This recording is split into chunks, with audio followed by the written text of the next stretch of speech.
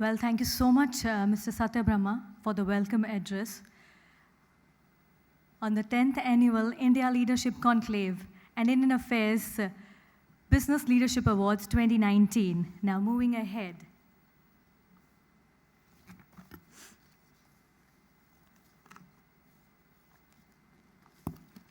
Okay, give me a second.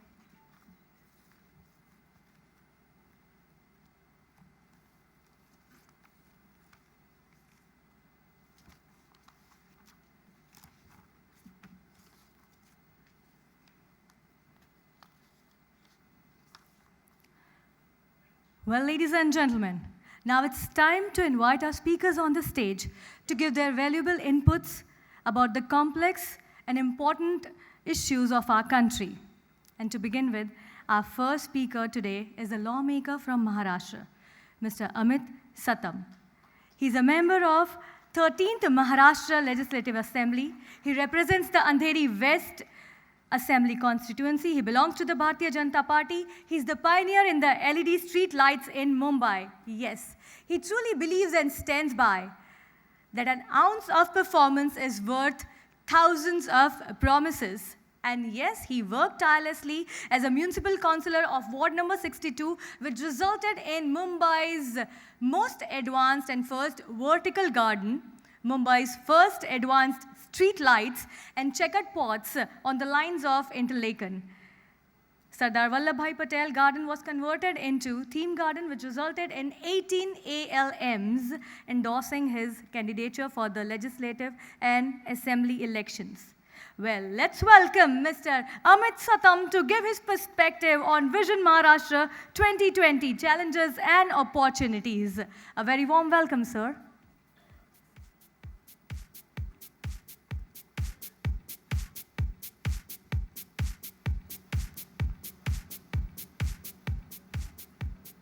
Good evening, friends. First of all, I would like to thank Mr. Satya Brahma for giving me this opportunity of interacting with this august audience and presenting my views to all of y'all. Mr. Brahma has spoken extensively about the vision of Shri Narendra Modi and the direction of the Modi government, the way forward. But the topic that has been given to me and the time that has been given to me is to speak about Maharashtra.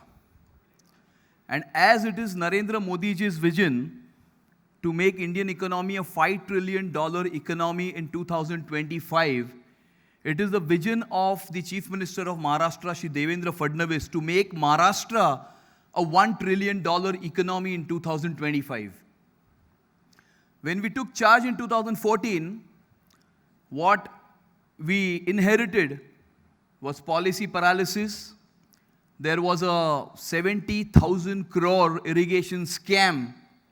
70,000 crores of public money was spent and not a single inch of land was irrigated.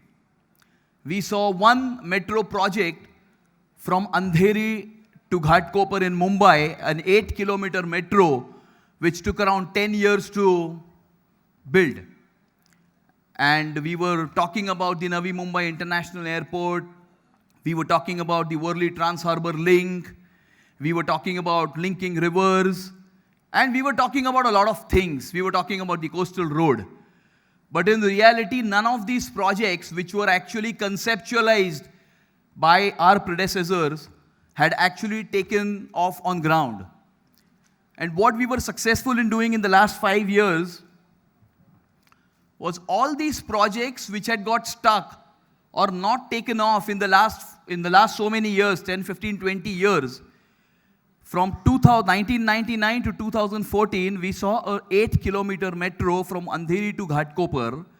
And in the last 5 years, we have been successful in starting the work on 256 kilometers of metro in the entire Mumbai metropolitan region. So that's not only Mumbai from Churchgate to Dahisar, or up to Mulund, but the entire Mumbai metropolitan region, be it Thane, be it Navi Mumbai, be it Mira Bhayandar, the entire region is going to be linked, and all these projects are going to get completed in 2024.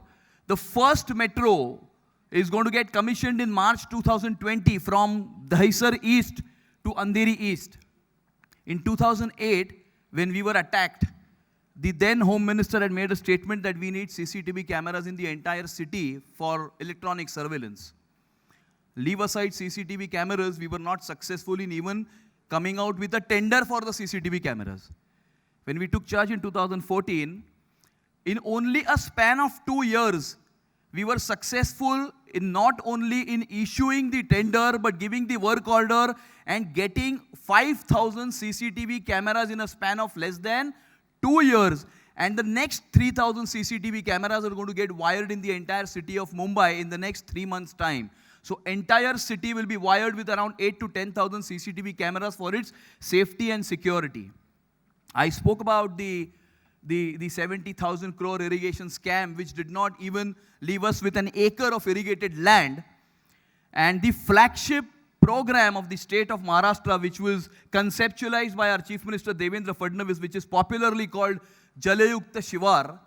What we did in Jalayukta Shivar was we spent only 5,000 crores. On one side, there was 70,000 crores of public money going down the drain. And here, we just spent 5,000 crores and get more than 12 lakh hectares of land irrigated in a span of only 4.5 years' time. This is what honesty can do. This is what transparency can do. This is what good governance can do. And this is what vision can do. If you have a will, there is a way. So it's not about money. So be it the irrigation aspect of it, or a lot of agricultural produce, there are no markets. So we came out with the Magnetic Maharashtra. I'm very happy to say that the Magnetic Maharashtra under the flagship program of Make in India was successful in getting an investment or commitment of investment of more than 15 lakh crores. But that's only MOU. The conversion of an MOU to an actual letter of intent. There's a difference in signing MOUs and actually getting a letter of intent and actually starting the process of setting up those units. I am very happy to say here that 61% of the MOUs have got transformed into reality. Be it the textile park at Amravati, be it the agro processing unit at Hingoli, or be it other projects. We have been able to convert 61% of MOUs into reality. These projects are just going to take off in some time. Satya mentioned about the ease of doing business. I think in 2014, this country did not know what is ease of doing business or what is Global Innovation Index. But I would proudly mention here that India's ranking in ease of doing business or Global Innovation Index, the Maharashtra share in contributing to India's the ranking in ease of doing business is more than 60%, because a lot of industries and a lot of the entire corporate world is in Mumbai. So what Maharashtra does, what Mumbai does, it gets reflected as far as the country is concerned. And India's ranking in ease of doing business and Global Innovation Index has come. I mean, we were ranked on 117. Today we are 72. So we have jumped more than 50 ranks in a span of less than 5 years. And Maharashtra's share to that part is that Maharashtra takes a lion's share as far as that particular aspect is concerned. Our Chief Minister had gone to United States, and there he has actually seen a demo in Las Vegas of the Hyperloop. And I don't think that day is far where we will be going from Mumbai to Pune via the Hyperloop in just 20 minutes time. In not more than 20 minutes, we will reach Pune. So this is all about, we are trying to incorporate artificial intelligence as far as agriculture is concerned. We have young startups. I'm very happy to say that there are around more than 14,400 startups that have registered with the government of India in the last 5 years' time. And out of that, more than 5,000 startups are from the state of Maharashtra. There, I know of one company of a few young entrepreneurs who have come out with a software and a product of using drones in agriculture. So the entire, the spraying of fertilizers, spraying of water, And even monitoring of the climate, they are going to do it with the chips fitted in those drones. And so we are trying to use artificial intelligence for increasing the agricultural output, for agro-processing industry. And these are a lot of paradigm shifts as far as the entire development model of the state is concerned. And I think that, as far as agriculture is concerned, and even for the city of Mumbai, as I said, that a lot of projects were conceptualized by the earlier governments. For example, the coastal road was a dream project of the previous chief minister, but he was not able to get a single permission from his own government for the coastal road. Whereas we have started the work on the coastal road, which is now in the High Court. But I'm very confident that in the next 3 to 4 months' time, we will be able to clear all those hindrances and get the work going as far as the coastal road is concerned. The Worli Trans-Harbour Link is concerned. The Navi Mumbai International Airport is concerned. The metro is concerned. So all these projects which were conceptualized by the previous governments but were not able to move an inch forward, we have been able to get these projects take off from the ground. And actually, as far as the metro is concerned, we are going to see the first metro run in 2020 and the entire metro network connected. Just imagine what will happen. For example, Mumbai is a city where distance is measured in time and not in kilometers. For example, if I go to any city, if I have to travel in the United States, how far is that place? They say it's 4 miles, it's 5 miles, it's 6 miles, it's 8 miles. Here we say it is 30 minutes, 45 minutes, 60 minutes, 1 hour, 1.5 hours. It takes me 1.5 hours to go from Andheri to Goregaon in the evening during the traffic time to cross a distance of not more than 6 kilometers. 6 kilometers, it takes me 1.5 hours in the evening. Just imagine if we have a network right from Dahisar to Andheri to Bandra, right up to Kolaba, here right up to Mulund, connecting all the way up to Thane, Navi Mumbai, Mira Bhayandar. I just cannot imagine what is going to happen to the city. And we are also planning to have the entire public transportation systems to be connected by just one ticket. You buy just one ticket, you can take a metro, hop onto a BST bus, go into a railway, or maybe take a water transport whenever the water transport starts. So one ticket, you will be able to access all public transportation systems on your app on the mobile. This is what we plan to do in the near future. So there are a lot of things which are there in the pipeline. We have a young and dynamic chief minister with a vision. And the most important, if you ask me, if you describe Maharashtra government in one word, I would say that one word is decisiveness. Decisiveness. And it is easy to take decisions when you are honest. It is easy to take decisions when you are sincere. And it is easy to take decisions when you are a man of integrity. And, that's the reason, things become very easy because you don't have to think about anything. And so that is what Maharashtra government is all about.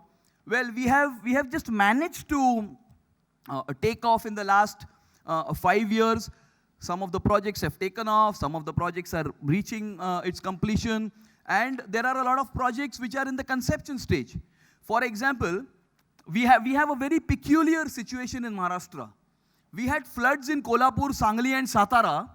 And whereas there are districts like Latur, Bid and Osmanabad which have not received rain, the amount of rainfall received by Latur, Bid and Osmanabad in this entire 3 months of monsoon is only 25% of the rainfall that these 3 districts were supposed to receive. And here we have Kolhapur, Sangli, Satara. If any of you all travel in the Konkan region, that is if we go by road from Mumbai to Goa, cross Raigad, Ratnagiri and Sindhudurga, you will see n number of waterfalls on the way. N number of waterfalls. Water is just flowing left, right and center and going down the drain into the ocean. For example, a month back when Mumbai had received one of its highest rainfall in the last 10 years in the month of July, it was reported in the newspapers that the amount of water that the BMC pumped out into the ocean is equivalent to one entire Middle Vaitarna Dam. One entire Middle Vaitarna Dam. And so this water management was not existing after, in the last, 50, 60, 70 years, we are trying to create a water grid in the entire state, with the help of which all the excess water from the areas which receive very heavy rainfall, instead of draining it down into the ocean, we will be able to route through the water grid to those areas which do not receive rainfall at all. So there will be equitable distribution of water, and hence this requires a lot of vision. So our Honorable Chief Minister has also started the process of creating this entire water grid for the state. So be it water grids, be it rural irrigation, be it agroeconomy, be it in urban infrastructure, or be it investments. I am also very proud to mention here that Maharashtra contributes 31% of the foreign direct investment that comes to the whole country. 31% is Maharashtra's share. And it is because of steps taken as far as ease of doing business, as far as Global Innovation Index, as far as Startup India, Digital India is concerned. And so, we are on the road, on the correct path. We are on the correct road. There are a lot of challenges like unequitable distribution of water, challenges like a lot of hindrances being created for infrastructure projects. But although there may be a lot of challenges, we also have a lot of resilience. And I'm sure that we will be able to wade through the tough, rough waters and achieve our objective. Thank you very much for having me here. Thank you for listening to me patiently. Thank you.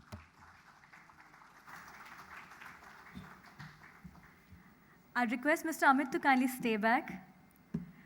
Well, firstly, a huge round of applause. I am a Mumbaikar, and I was listening to all the visions that you were sharing, and I'm so happy that Mr. Ameet and our entire government and the new government is truly believing in that be the change that you really want to be. So, ladies and gentlemen, one more time, a huge round of applause, and may I request Mr. Satya Brahma to kindly come on stage and felicitate our very own Mr. Ameet Satam with a memento as a token of appreciation.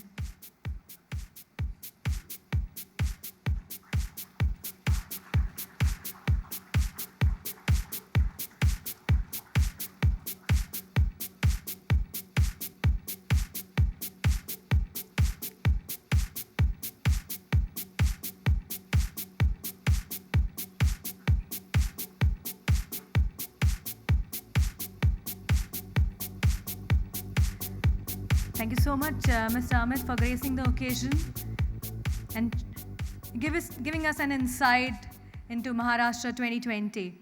And now, may I request and invite Ms. Shweta Shalini, advisor to our very own Chief Minister, Maharashtra, Shri Devendra Fadnavis, and also someone who really believes in encouraging the entrepreneurs through funding. Can we have the very gorgeous beauty with brains, none other than our very own Ms.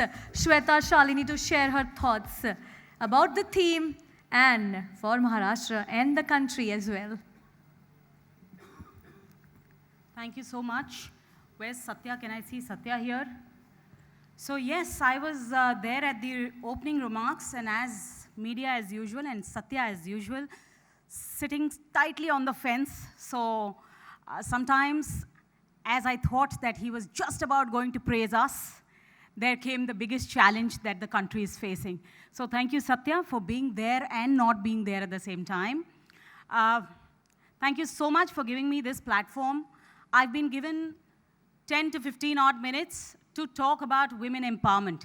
But I don't believe in this term, women empowerment, so I'll tell you about all the initiatives that we do to strengthen the state as a whole, and talk about women's role in that advancement and the process of progress that Maharashtra is going through. So, why don't I believe in women empowerment? I see a very few set of women right here in front of me. Yes. But I think men have a larger stake in women empowerment. I don't believe in women empowerment because I think nobody can empower anybody else. Second, I think women in this country have always been empowered. Just look back and think about your grandmother. She had the decision matrix of the house of what is going to be cooked in the house today, where the child is going to go for his education, what he's going to learn, and most often than not, you will remember and hear stories of your mothers and grandmoms taking homework for the child. And hence, I firmly believe that women in this country were forever empowered.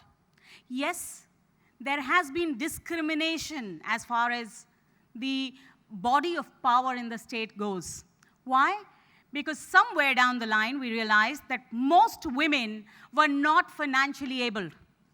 And the moment a woman stands up on her own feet and realizes that I'm financially educated, I'm financially independent, and I have a spirit and a voice and a thought of my own, I can make a difference.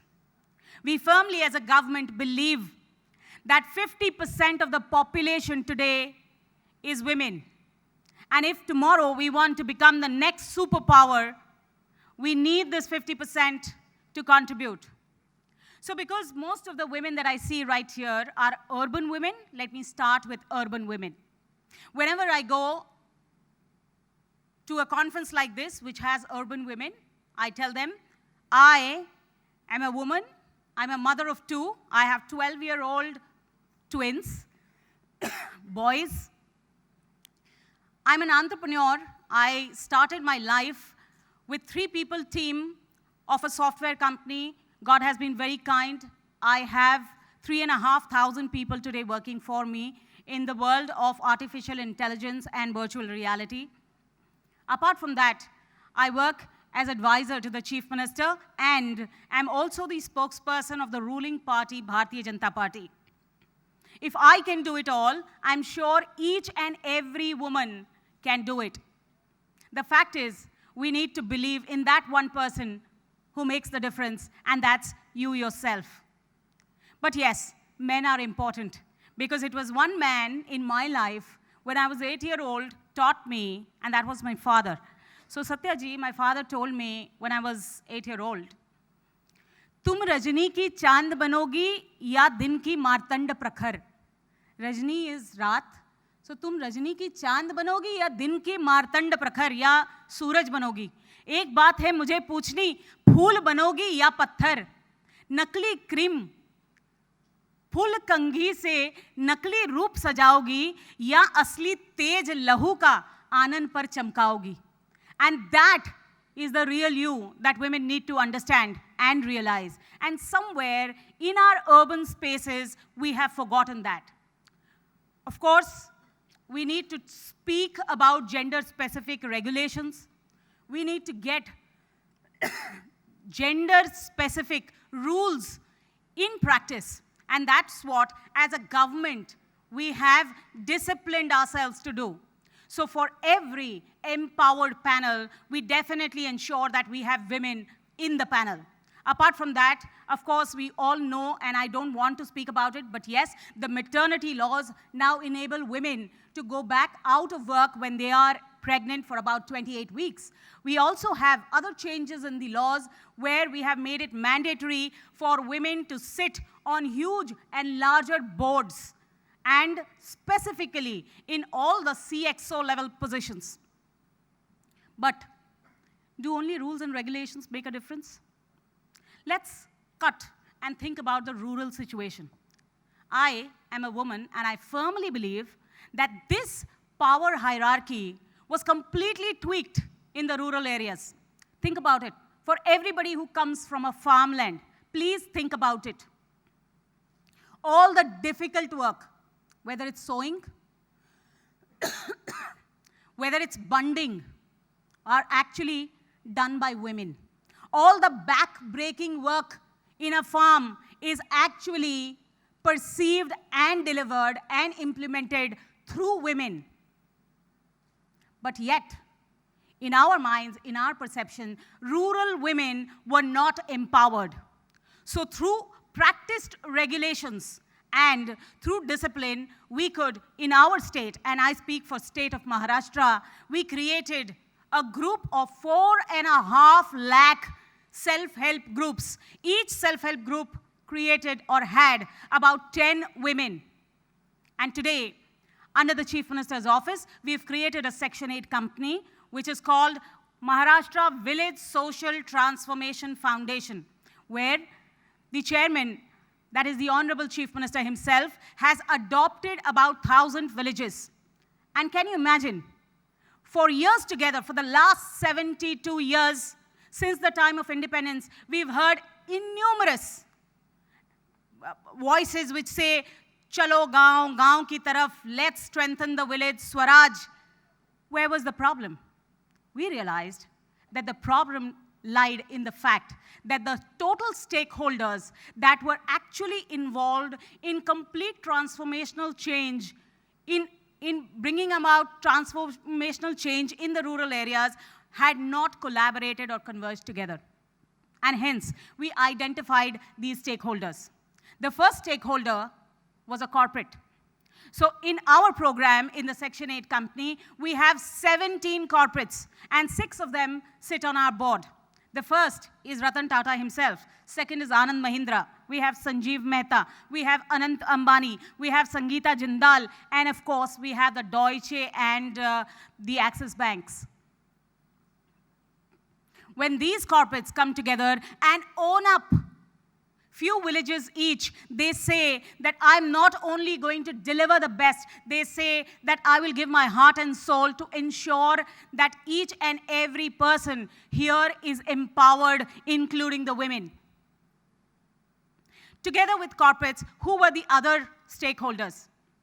We realized that a lot of NGOs that meant transformational change. I have Mayank Gandhi ji sitting right in front of me, and I'm sure you're going to hear him, and you will realize the power of a not-for-profit organization. When they actually want to bring change, they can bring change. But the most important stakeholder that nobody spoke about were the villagers themselves. Because if you cannot, and if you do not want to change, you will never, ever change. And trust me, and I apologize to my earlier speaker, my dear young, dynamic MLA, Ameet Satam ji. You could see the dynamism and the passion in the way he spoke. He's delivered a lot. But unfortunately, I always say this, I'm part of politics, but I always say this, Rajniti and subsidy is 2 things that spoiled our villages. So for the 1,000 villages that we work in, these 1,000 villages have opted to work with us. They have pledged their support, and they have not only pledged their support, they have come forward to say that we will participate in this process of change. And hence we work there. And they have not only inspired the entire village, but I can assure you that these 1,000 villages are becoming leaders to the next 10,000 villages. We have 44,000 villages across the state of Maharashtra, and that day is not far when you will see each and every village transformed. But when I personally go to these villages and call for a Mahasabha or village get-together, I realize that 80 to 85% of the people who come in front of me are women. Trust me, when I run a skill program and ask them for applications and tell them that I'm giving you a corporate-led skill program where you can have an employment from a corporate like Tata's, say in a place like Pune, you need to trust me that it is the young women, young girls that come forward and say, yes, I am going to get skilled for the next 3 months, and I will make this change in my society, in my house.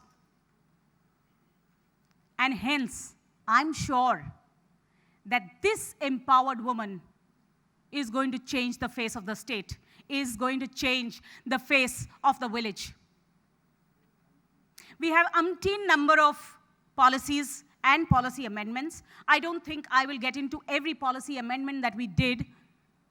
But yes, with the self-help groups, everything that the self-help group did, and every time they did, was only rotate the funds that the banks gave them. But today, we are ensuring that they do a business out of the money that we give them, or bank loans that they get out of the banks. And hence, out of the 4.5 lakh women self-help groups that we have, we run various programs, and nearly 18% of the self-help groups are producing products which are produced under the banner of Maha Farm and will be soon available in various outlets that are there in cooperative housing societies. My time is up, they say. In various housing societies across the state. This is the transformation that we've been waiting for. And because I'm seeing it with my own eyes, I believe that this transformation is going to hit India and the state of Maharashtra on the shoulders of women. So, to end, I would just like to say, if you are a woman who has not yet contributed to your society, to your country, to your people, do it now, because the time is now. Change is happening. You have just two choices. Either be part of the change, lead the change, or just get left behind. Second, I need the men to understand that this transformation, either of the women folk or of the country, is not happening until you partner with us. The entire womenhood today is looking up to support from you. And to end, I would just want to say, Rabindranath Tagore had once said, where the mind is without fear and the head is held high, into that heaven of freedom. I would like to add, I apologize to Rabindranath ji, but I would really like to add, Satya ji, that our country is now awake. So it's just a matter of time that we are going to be the next superpower. Believe in the leadership, believe in your own potential, believe in the country, and we are right there. Thank you so much.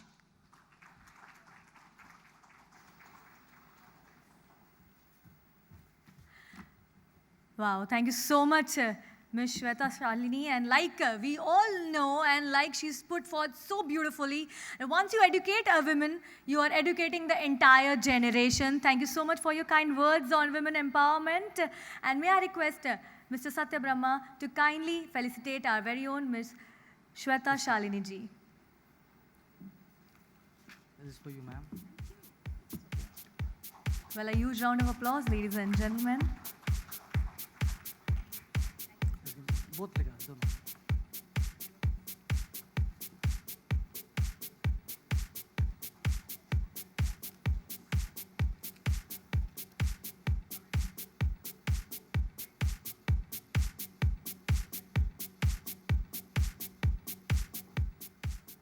Hello. Yes. Well, actually, in fact, we're running out of time for around 45 to 1 hour. But there are two speakers are not there, so we are going to cover it up.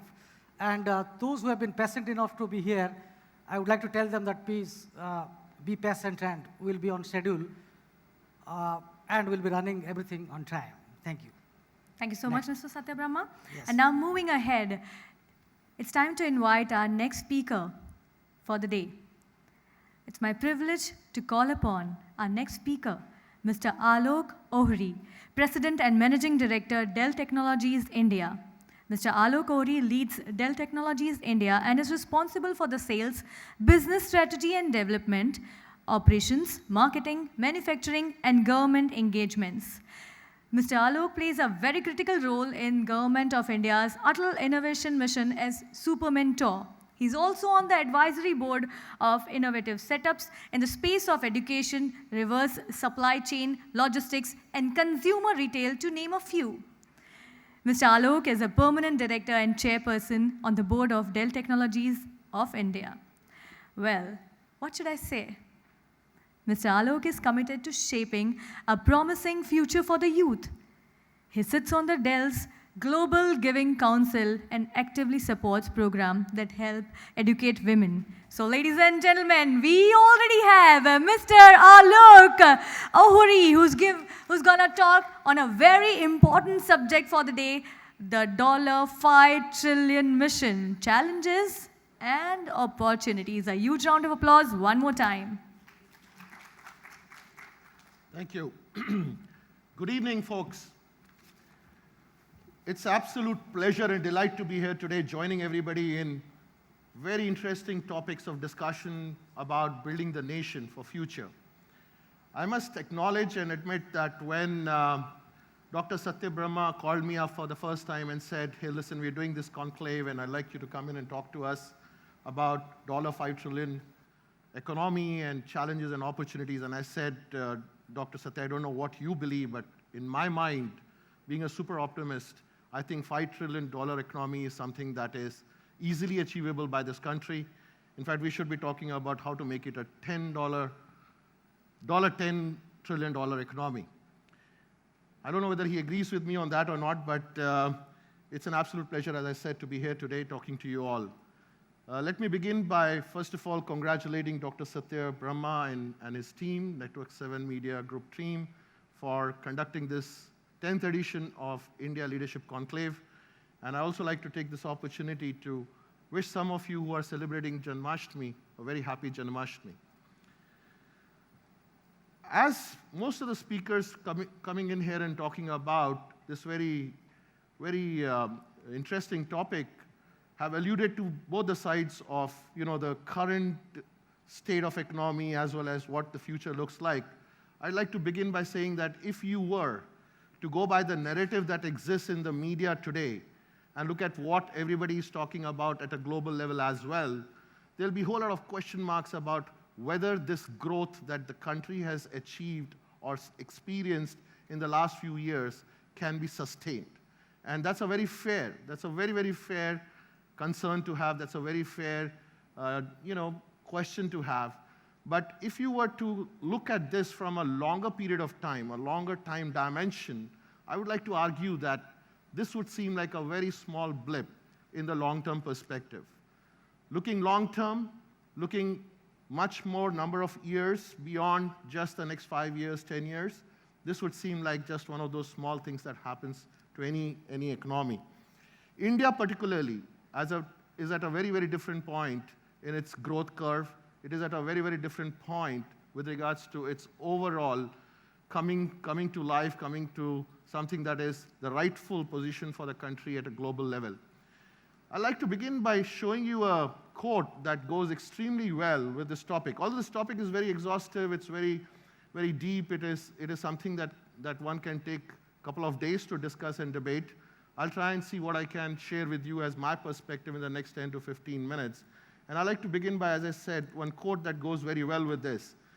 As Michael Bloomberg said, progress is not inevitable. It's something that one creates. It's something that one builds over a period of time.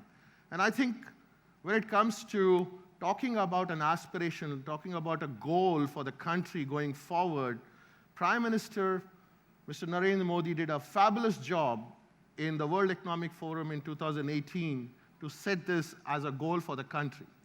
I think he did this very well by making it an aspiration, not just for his cabinet of ministers, but also for the bureaucracy and the entire nation of 1.35 billion people. One would also like to argue that, looking back in time, about $800 million to about $1 billion, about $800 billion to about $1 trillion of the economic growth came in the last 6 to 7 years. So there is an opportunity for this to be continued into the future as well, and there is an opportunity for the economy to continue to sustain a very high level of growth in the country. Being an engineer by profession, one likes to look at the challenge in the smaller parts of challenges, and that's what I was looking at, and I said, okay, so what does this mean? It means that the country that has been seeing and experiencing a CAGR, or a compounded average growth rate on the economic front of about 7% for the last few years, will have to grow at about 9 odd percentage points. And that's a percentage point that even Dr. Satya alluded to in his opening remarks. A lot of debate is going on about whether this 9% can be sustained, not sustained, should it be 12, should it be higher than 9, et cetera, and I'll leave that discussion for the statisticians and the economists to debate about. I'd like to dwell more on how that can be achieved over a period of time, and I'd like to go through the next few slides that I have for my presentation, sharing with you my perspective. And believe me, it's my personal opinion. It's nothing to do with the company that I represent. I'm not here on the stage representing Dell Technologies. I'm here as a patriotic Indian, and I like to say that, look, all of these views, all of these opinions are very, very personal. Moving $2.7 trillion economy to $5 trillion economy, that's twice the size that it is today, in just 5 years means 2,000 days out there in which this has to be achieved. A lot of this achievement will come in from taking some very hard steps when it comes to the reforms, when it comes to the policies, when it comes to really engaging with the industry at large. I would also like to make a point here that, look, the private organizations will have to play a very big role, and it doesn't get limited only to that. It also means that the society has to engage at a very, very high level when it comes to really building this momentum in the country. What are the environment factors that are going to play in building this $5 trillion dollar economy? I think on one side you will see some of those points that are really playing in our favor, and on the other side of the slide you will see some of the points that today seem to be a bit of a challenge, but if there is action that supports mitigating some of those risks, it can become some sort of a very, very encouraging environment for the economy to continue to grow. So let's begin with what's in our favor from an environment perspective. First and foremost, we have political stability in the country. That's something that has existed in the last 5 years, seems to have become a lot more stronger proposition when it comes to this term of the government. Government is an absolute majority, which means that they have the mandate to really do things that may have been a bit of a question mark in the previous term, or for that matter, in the earlier governments that have been in power earlier. Second thing, I think a lot of what we talk about in terms of our country is also in the form of the demographic advantage or demographic dividend that exists. 1.35 billion people, 67% of them are going to be less than 30 years of age by 2024, 2025, which means that there are huge, huge human capital that is sitting out there, which can deliver a lot of productivity when it comes to building the economy. Third point, all said and done, within our country, there is also a big wave of consumption that's coming in thanks to the middle class that is growing by leaps and bounds. In fact, in the next 5 years, the increase in the middle class households is going to be almost like 40 million. Now, just to give you a context, 40 million is the population of entire Argentina. So we add one entire continent of middle class out here in 5 years. And that's going to be fueling a whole lot of demand in the market, the consumption in the market. It's also a market that is extremely attractive for a whole lot of investors sitting not just in India, but also investors abroad, which is why you see FDI growing tremendously. In fact, we have had the record FDI so far in the country. Interestingly, the country is very, very aligned to adopting technology in a very big way. We seem to leapfrog when it comes to technology. Let's start with a few of the examples that come to my mind. The first one is the telecom adoption, the adoption of the wireless telecom. We moved from landline to wireless in no matter of couple of years. Today, a lot of enterprising efforts that are going in with regards to the common man, the masses in the market, is because the telecom revolution has been a big revolution in the country.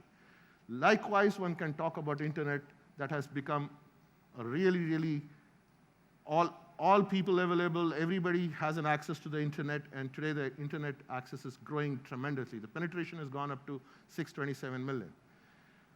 When it comes to a little bit of not so comfortable scenarios, I think the first one comes to my mind is with regards to the global headwinds that one sees.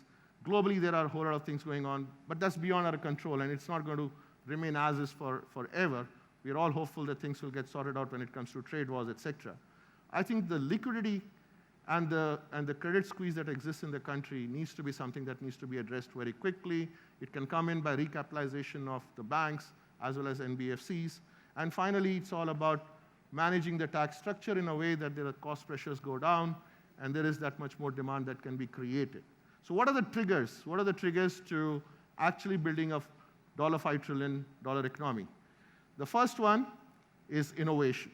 I like to build my case saying that, look, the country has to get into serious business of IP, creating IP. No economy worth its name, no economy that is a superpower can claim to be there without having its own IP. So IP has to be created, which essentially means that innovation has to be encouraged, ecosystem has to be set up that helps people to come up with innovative ways of doing things, innovative products, innovative services that are not limited only to the consumption in the country, but also become available for the global demand. The second one is technology. Technology adoption has to grow. Maybe it's my bias towards technology because I come from that background, but I think if you really look at it, step back and see how we interact with each other, how we engage with each other, how we conduct our business, or how we govern. We have had speakers before me who are from political background. You will see that, look, everything today seems to be driven by technology being an integral part of it. And that's a very, very important factor for us to keep in mind if we really want this growth trajectory of the economic growth that we're talking about to continue into the future, especially in the context of 5G rollout that's going to come in anytime soon. Finally, it is entrepreneurship. I think entrepreneurship is important. The young population that we have, the ideas that they have, the technology savviness that they carry, they are capable of really creating next generation companies, building next generation companies, and that's why entrepreneurship becomes extremely important. All of this together can serve the domestic consumption as well as the global demand in a very, very nice way. Of course, this has to be supported with a very strong foundation, which is from a whole lot of demographic that exists. Demographic by itself is of no use unless you have the right skilled people who are joining the workforce, they're educated rightly, and likewise, it doesn't really help unless you have the core infrastructure, the physical and the digital infrastructure that can support all of the efforts that we would like to put in there. Moving into the next few slides, I'm going to share with you what we believe, or what I believe personally, is going to be the real crux of building this $5 trillion economy. It's not in any order, in particular order, it's just some of the thoughts that cross my mind, call them opportunities or whatever you like to. The first one is the rural push. I think we got to get serious about doing things at a rural level because that's where a big chunk of our economy influence comes in from. I say this because if you were to look at agriculture, today 43% of our population is engaged in agriculture. There is 17% of contribution to the GDP coming in from agriculture, which means that if we have to become a $5 trillion economy, we'll have to have $1 trillion of contribution coming in from agriculture, right? It doesn't stop there. It doesn't stop there because the yield, the productivity, the way we waste the produce that we create, not having the right storage, not having the right supply chain, etc., is something that is another problem that the country is facing. To my mind, we need to begin by looking at some of those areas in the agriculture space that can be digitally enabled. It's possible, it is doable. Many countries have adopted this in a very big way. It can be done in India as well.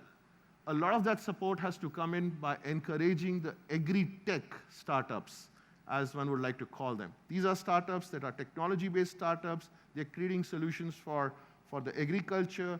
They're into a whole lot of very innovative ways of increasing the produce, making sure that the farm equipment is available on easy rentals, so on and so forth. They're doing very, very interesting stuff, very, very innovative stuff, and that's the area where the government has to really spend some time figuring out the right policies, right ecosystem, establishing a right ecosystem that can help the agriculture productivity to go up, more and more contribution to the economy coming in from there. Doesn't stop there. It also gets extended into the rural internet access.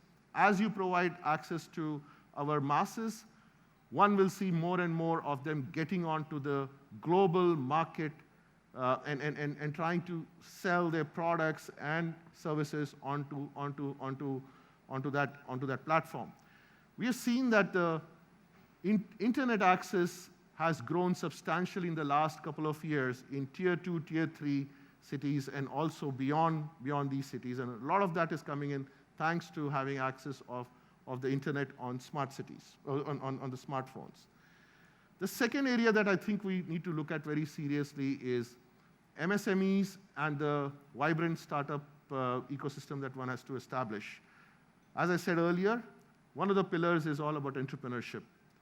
MSMEs have a lot of work happening from the entrepreneurs. Likewise, startups are all about entrepreneurs. I'm not going to debate about the number of MSMEs that exist in India.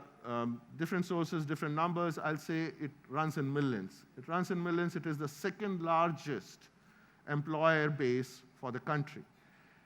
If you go back and look at what are the 3 areas where the country needs support, these are in the areas of consumption, increasing the consumption, 2, employment and job creation, and 3, exports. This is the second area where I think it's an important effort that has to go in from the government. It will help create a lot more jobs, it will help create a lot more employment, and that in turn is going to help the economy in a very big way. Startups are going to create huge number of jobs. Today, it is being estimated that in the next 5 years, given the trajectory the startups in India are on, we will see about 3.25 million new jobs getting created in the startup space. The third area that one can look at is skills. Skills are important. They need to be in line with the demand of the market. That's something that we need to work very closely with the government. The government and the industry has to have a very close partnership in creating the right skills that are employable, that can help build the businesses of future. This industry partnership is something that has taken a little bit of initial, I would say, momentum and traction, but a lot more has to be done. It has to have a lot of technology, orientation, because without technology, I think a lot of the future skills are going to be a bit of a question mark, given that there's so much happening in robotics, automation, artificial intelligence, machine learning, etc. There's going to be a lot demand that's going to come in on the skill side for the folks. The workforce has to be a little more technology savvy. Finally, we need to get India working. I think a lot needs to be done when it comes to getting everybody to be working. Fourth area that we should look at is infrastructure. And I would like to split infrastructure into 2 parts. Infrastructure, which is physical, which is all about roads, railways, airports. I think Amit talked very nicely about what's being done in Maharashtra. It has to have a national flavor, a country flavor, and I'm sure folks are looking at that pretty seriously. But that's like physical infrastructure that needs to be built. There have to be a lot of new efforts put into creating energy surplus. That's one area that India had a challenge in the past. Lots has changed over the last 5-6 years, but it needs to continue in that direction so that the energy available in the country is not just cheap, but it is also reliable, it is consistent, it continues to be there. Public-private partnership in this space is going to really help the country in a very, very big way. Then comes the big one, the digital infrastructure. Like it or not, because everything is getting digitized, everything is becoming bits and bytes. Every part of our living is going to have that integral digital footprint. We need to have a very, very strong digital infrastructure. We currently lag big time. For a country of our size, the other very close competitor being China on the population, you will find surprising that the total digital infrastructure of India is 1/5 in size to what exists in China. So if we are trying to compete and become one of those economic superpowers, it's important for us to really, really dwell on areas that can help build the digital infrastructure. It has to be done in multiple ways. It has a different flavor to it in terms of state and center. It has a very different flavor to it when it comes to looking at the overall landscape of the country from a remote part of the country to the urban areas. But it does require a lot of investment that can help it to get there. The underlying backbone of all this is going to be 5G. 5G services will really, really help bring to life a whole lot of new services and access to the market and products that has not been done in the past. Finally, it is about the exports. No country can claim to be a superpower or an economic superpower unless it has a balanced approach on domestic consumption to exports. So exports is going to be a big area that we'll have to focus on. Requires significant reforms, significant policy changes when it comes to exports, needs incentives for encouraging companies to really get into exports. Today, the export tariffs are not very favorable in many of the industries, including the IT industry and the mobile industry, but over a period of time, hoping that there will be some piece of work that will be taken up. Net, what I'm saying is that, look, there is enough and more opportunity that exists within the country to really build this to a $5 trillion economy. It just needs that resolve. It just needs that focus and the actions that support that focus and intent to take it there. And I'm sure with the current government having the mandate, which is an absolute mandate, things will change over a period of time. Thank you very much for a very, very patient hearing. Appreciate your time.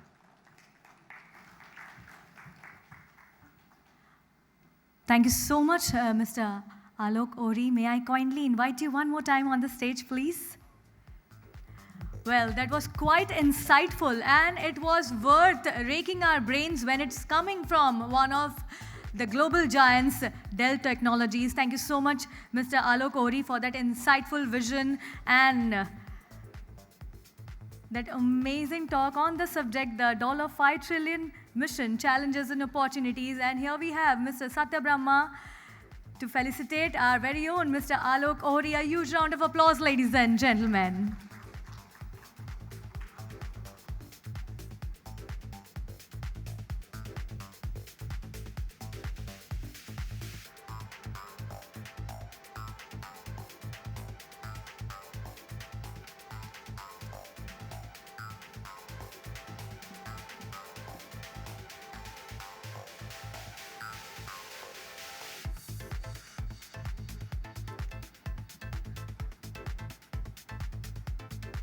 Thank you so much once again, Mr. Alok Ohrie, for your precious time and the insight.